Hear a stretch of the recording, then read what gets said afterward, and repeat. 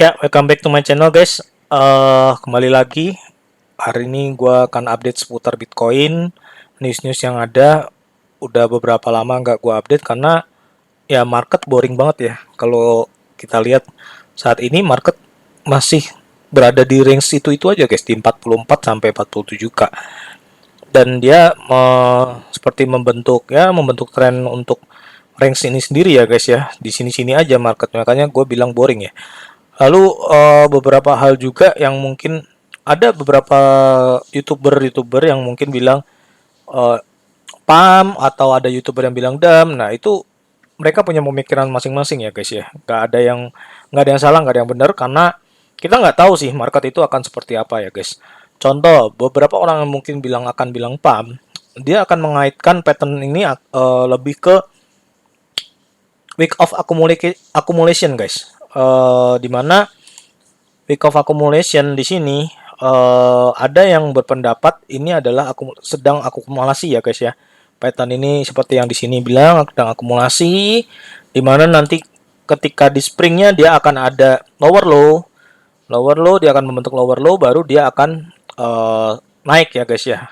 Seperti itu guys, dan mungkin akan seperti itu juga, ada juga kemungkinan seperti itu, dimana dia akan membentuk lower low lalu baru dia akan pump. Bisa seperti itu juga, atau ada juga beberapa yang mungkin menyamakan dengan yang di sini ya guys, week of phases. Week of phases di mana kita sudah melalui fase A, lalu sekarang kita akan mungkin melalui fase B, di mana mungkin ada kenaikan lalu ada dam lagi, seperti itu. Itu juga ada juga guys, beberapa youtuber yang mengaitkan dengan pattern seperti itu. Ada pula beberapa youtuber ya yang mengaitkannya untuk yang dam, dia lebih mengaitkannya ke news dan tren juga ya guys ya, terkait Bitcoin ini ya. Jadi news yang ada saat ini tuh cukup FAT-nya cukup banyak, liar. Dimana salah satunya mungkin kalian tahu untuk El Salvador yang udah melegalkan Bitcoin ya guys ya. Dimana mungkin itu seperti terdengar seperti good news ya guys. Cuma itu sendiri juga bisa jadi bumerang ya guys ya untuk Bitcoin itu sendiri, dimana ketika suatu negara melegalkan Bitcoin sebagai alat tukarnya, yang sebelumnya dia berpatokan pada dolar, udah pasti akan ada tekanan-tekanan dari negara-negara lain atau bahkan negara Amerika sendiri yang punya dolar ataupun dari IMF ya guys ya, terkait Bitcoin ini, sehingga bisa jadi eh, secara institusional mereka akan mungkin mengedam atau seperti apa, kita nggak ngerti guys. Cuma ya, gua harap kalian dior ya guys ya, seperti yang gue bilang pada update sebelumnya, dimana dengan kondisi seperti ini lebih baik kalian tidak nyimpan banyak koin. Lalu juga ketika kalian spot itu silakan gunakan 10-15% dana kalian kalau ingin mencicil. Lalu juga untuk yang mainnya, lebih baik main scalp ya. Untuk saat ini lebih better main scalp sih menurut gue. Seperti itu guys. Lalu selain itu juga ada berita juga terkait Korea ya, Korea Selatan, di mana secara regulatornya mereka akan mengetatkan terkait exchange crypto ya guys ya. Karena kalau gua baca itu banyak sekali yang uh, smaller, yang kecil-kecil ya, crypto itu. Jadi kalau di sini koin micin ya guys. Koin micin tuh mereka sangkut di koin micin guys, dan banyak yang rug pull juga seperti itu guys. Nah, itu jadi concern tersendiri bagi mereka ya guys ya.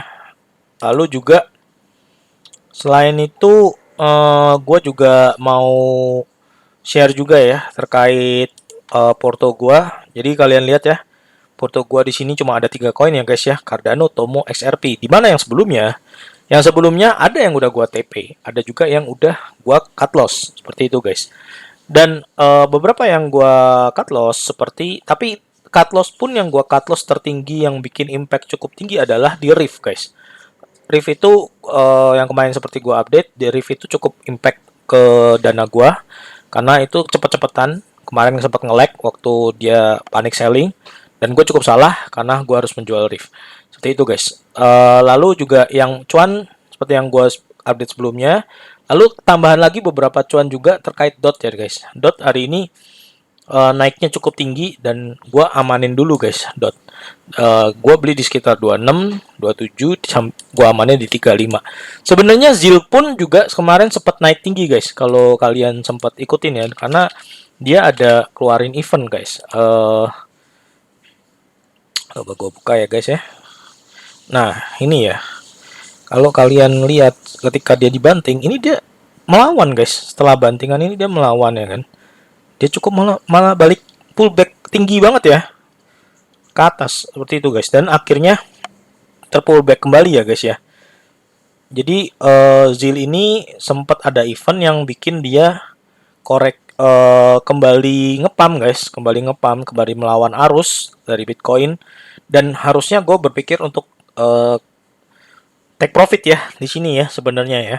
Ya seperti dot yang gue lakuin dot hari ini, tapi nggak gue lakuin, dimana gue biarin dan ternyata gue mulai cut loss ya guys. Tapi nggak terlalu gede lah cut loss gue, karena masih ketika gue akumulasi ya saldo gue segitu-segitu aja sih.